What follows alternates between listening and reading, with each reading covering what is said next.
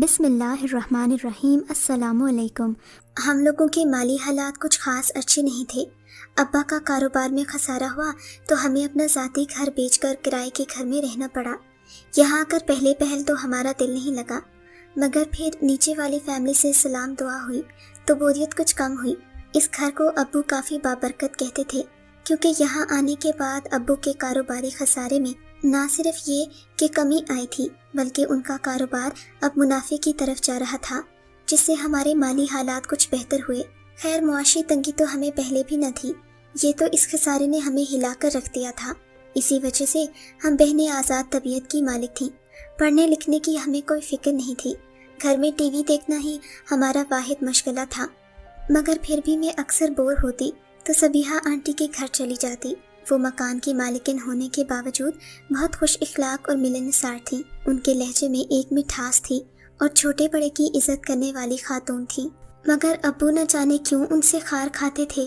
مجھے بھی ان کے گھر جانے سے منع کرتے، اور اگر کبھی غلطی سے ان کے گھر جاتے دیکھتے تو سختی سے جھڑک دیتے۔ اماں کو بھی سختی سے منع کر رکھا تھا کہ نیچے والوں کے گھر نہیں جانا۔ حالانکہ سبیحہ آنٹی کے گھر میں کوئی مرد نہیں تھا، وہ بیوہ تھیں اور اپنی ایک بیٹی کے ساتھ رہتی تھیں۔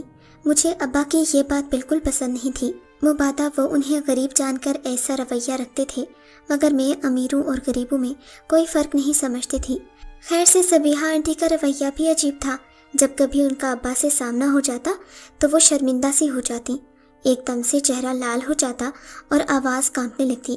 وہ بات کرتے تو اکثر اٹھ کر چلی جاتی، ابا کے سامنے تو ان کی آواز ہی نہ نکلتی، جبکہ ان کی بیٹی پٹر پٹر بولتی تھی۔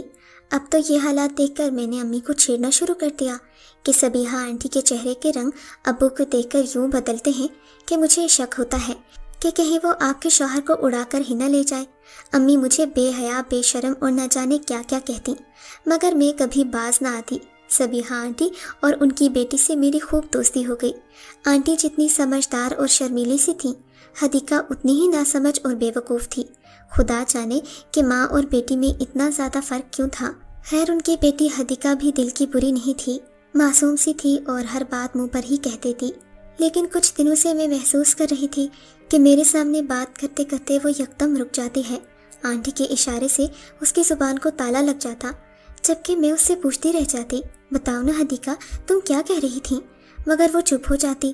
آنٹی کے اس رویے سے مجھے لگتا کہ ماں بیٹی مجھ سے کچھ چھپا رہی ہیں، حالانکہ پہلے ہر بات وہ مجھ سے کہہ دیا کرتی تھی۔ اب میں آنٹی کے گھر کم کم ہی جاتی تھی، پہلے تو صبح صبح ہی جا کر بیٹھ جاتی، اب اکثر شام کو جاتی تھی۔ ایک دن عصر کی نماز کے بعد میں آنٹی کے گھر جانے کے لیے سیڑھیاں نیچے اترنے لگی تو میری ٹکر ایک نوجوان سے ہوئی۔ اس کی سانسیں پھولی ہوئی تھیں اور عمر تقریباً کوئی 25-26 سال تھی۔ اس کے ہاتھ میں چند گٹھریاں سی تھیں اور وہ بیرونی دروازے کی جانب جا رہا تھا۔ جب اس کا ٹاکرا مجھ سے ہو گیا، میں نے اسے دیکھا تو حیران رہ گئی اور کافی گھبرائی بھی۔ میں نے فوراً شور مچا کر آنٹی کو سیڑھیوں پر بلایا اور زور زور سے چور چور کی صدائیں لگانے لگی۔ آنٹی نے مجھے چیختے چلاتے سنا تو فوراً دروازہ کھول کر باہر آ گئیں۔ انہوں نے مجھے چپ رہنے کا اشارہ کیا۔ آنٹی کے چہرے پر اطمینان دیکھ کر تو میں حیران رہ گئی، گھر میں چور آیا ہے اور آنٹی کو کوئی پرواہ ہی نہیں۔ انہوں نے ادھر ادھر دیکھا اور پھر رازداری سے بولیں، بیٹی، اس بات کا تم کسی سے ذکر نہ کرنا، اور اپنے ابو سے تو بالکل نہیں۔ خیر، اتنے میں آنٹی کی بیٹی باہر آ گئی۔ میں اس سے باتوں میں لگ گئی اور یوں یہ بات آئی گئی ہو گئی۔ رات تک تو میرے ذہن سے یہ بات نکل ہی چکی تھی، مگر میں پیٹ کی بڑی ہلکی تھی، کوئی مجھے بات بتاتا تو مجھ سے رکا ہی نہ جاتا، میں کسی نہ کسی سے کہہ دیتی۔ اس رات بھی ابا گھر آئے تو میں نے بتا دیا، ابا، نیچے والے گھر میں آج ایک لڑکا آیا تھا، اس نے ہاتھ میں کچھ چیزیں اٹھائی ہوئی تھی اور وہ آنٹی کے گھر سے باہر نکل رہا تھا۔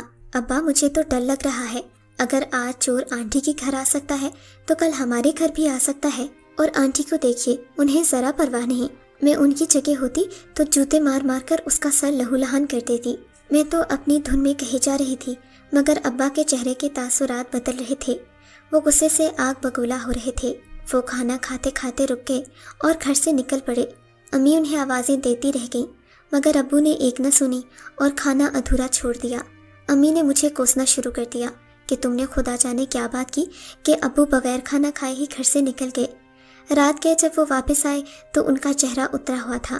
امی نے لاکھ کو ریدنا چاہا کہ کیا بات ہے، ہمیں بھی بتائیے، آپ کی پریشانی سے ہم پریشان ہوتے ہیں۔ مگر ابا تھے کہ چپ سادھ لی، نہ کسی کو بتایا نہ کسی سے مشورہ پوچھا۔ خدا جانے اندر ہی اندر کیا سوچ رہے تھے۔ اگلے دن ابو صبح اٹھے تو بولے، مجھے کسی کام سے دوسرے شہر جانا ہے، 3 دن لگ جائیں گے۔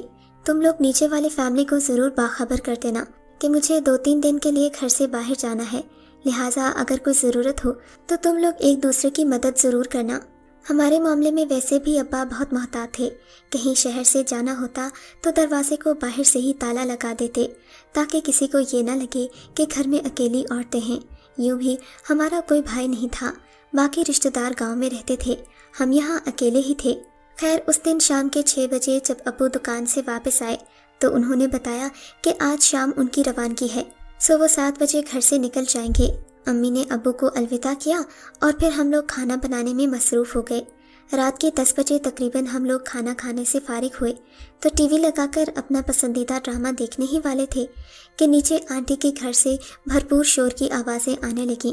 ایسا لگتا تھا کہ آنٹی اور آنٹی کی بیٹی نہیں بلکہ 10-12 لوگ اس گھر میں موجود ہوں اور گھر میں کوئی اچانک افتاد پڑ گئی ہو۔ ملی جلی آوازوں میں ایک آواز میرے ابو کی بھی تھی، وہ آنٹی پر برس رہے تھے۔ خدا جانے انہیں کیا کہہ رہے تھے، ہم لوگوں کی سمجھ میں کچھ نہیں آ رہا تھا۔ امی کی بے چینی عروج پر تھی جبکہ ابو نے گھر کے باہر تالا لگا رکھا تھا۔ ہم لوگوں کو کچھ معلوم نہیں تھا کہ نیچے کیا ہو رہا ہے۔ امی دروازہ بجا بجا کر تھک گئیں۔ نیچے سے آنے والا شور اس قدر بلند ہو چکا تھا کہ محلے والے بھی دروازے پر جمع ہو گئے۔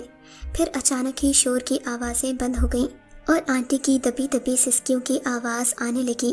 ہم لوگ بھی دروازہ بجا بجا کر تھک گئے تو ایک طرف کو ہو کر بیٹھ گئے۔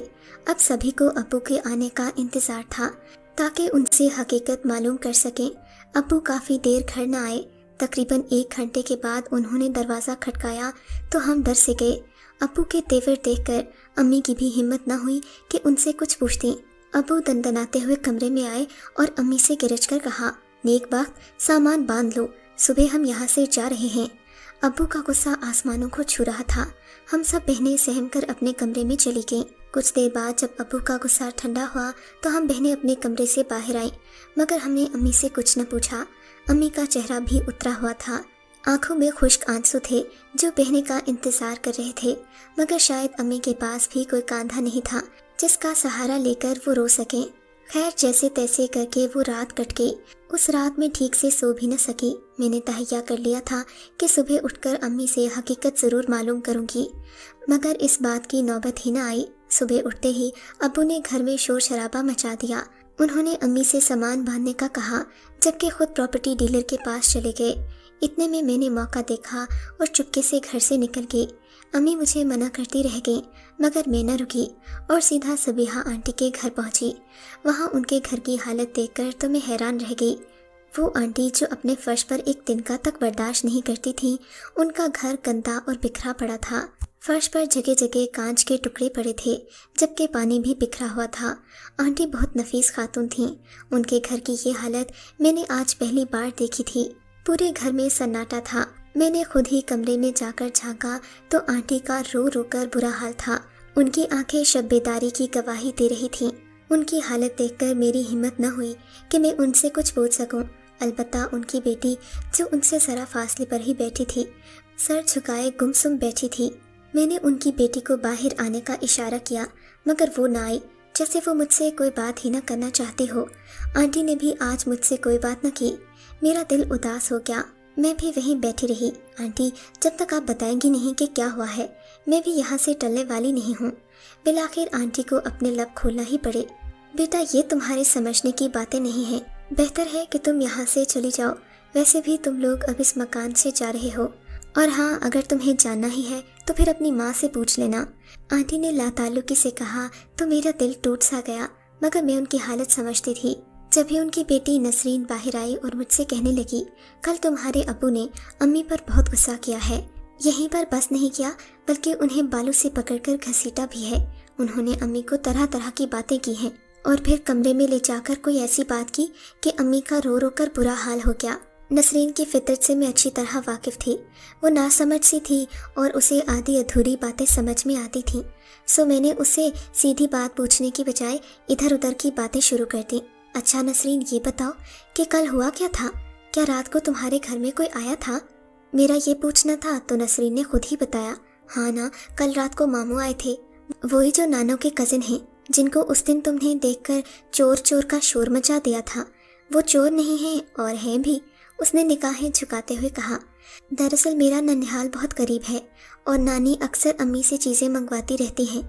امی اکثر انہیں کھانے پینے کی اشیاء بھیج دیا کرتی تھیں، فروٹ وغیرہ تو یہیں سے جاتا تھا، مگر نانی نے امی سے کہا تھا کہ یہ بات کسی کو نہیں بتانی، سو امی نے یہ بات سب سے چھپا کر رکھی، حتیٰ کہ تم لوگوں سے بھی۔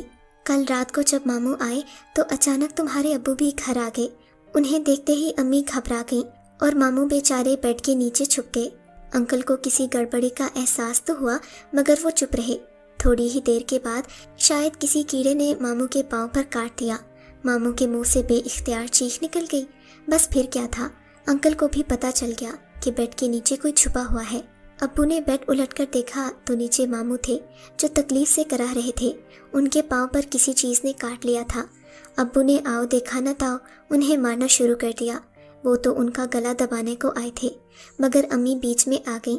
امی کی مداخلت پر انکل اور زیادہ سیخ پا ہو گئے اور امی کو بھی مارنے لگے۔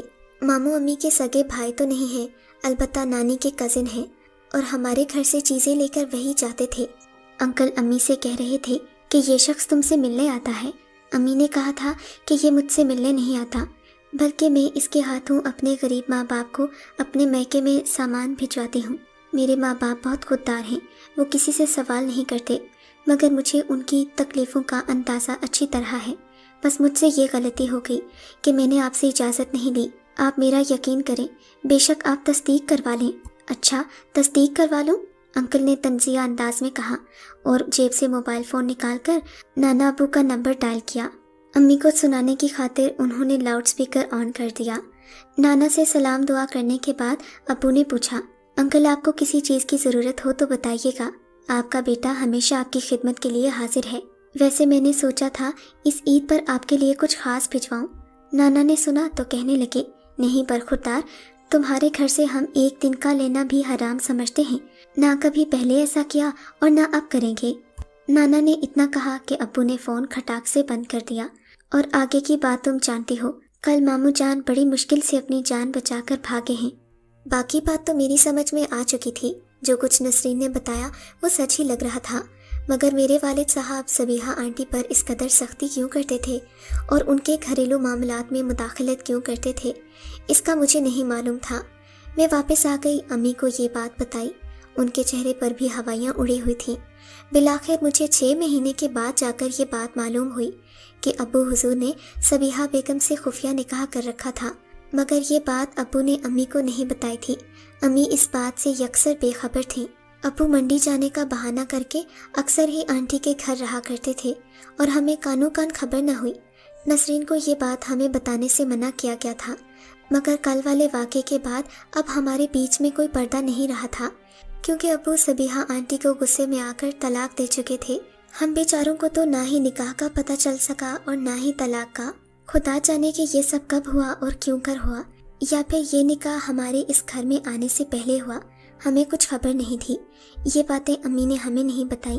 اس دن کے بعد سے ابو ہمیں لے کر ایک اور مکان میں شفٹ ہو گئے، جہاں ہم سکون سے رہنے تو لگے، مگر نہ جانے کیوں اب امی اکثر بھجی بھجی نظر آتے ہیں۔ میں اللہ سے دعا کرتی ہوں کہ اللہ میری ماں کو سکون دے اور ان کا جو بھی دکھ درد ہے اللہ اسے ان کے دل سے دور کر دے۔